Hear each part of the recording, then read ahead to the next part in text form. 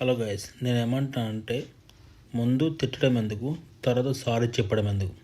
For example Shivaji గారిని తీసుకోండి. So Shivaji గారు ఏం చేశారు, ఒక స్టేట్మెంట్ ఇచ్చి పడేశారు. ఒక వర్డ్స్ కొన్ని లూజ్ అయిపోయి స్టేట్మెంట్ ఇచ్చేశారు. తర్వాత అప్పుడు జరిగిన నష్టం జరిగిపోయింది. తర్వాత సారీ చెప్పాడు. తర్వాత వారు మహిళా కమిషన్ కంప్లైంట్ ఇచ్చారు. అక్కడికి వెళ్ళి కూడా సారీ చెప్పాడు. దాని తర్వాత నాన్ వెషన్ వచ్చాడు. సో నాన్ వెషన్ కూడా ఏం చేశాడు, సో అదేవిధంగా స్టేట్మెంట్లు ఇచ్చాడు. తర్వాత తిట్టాడు. తర్వాత తిట్టడం వల్ల చాలా ఏమైపోయింది, అతనికి ఉన్న ఫాలోవర్స్ చాలామంది తగ్గిపోయారు.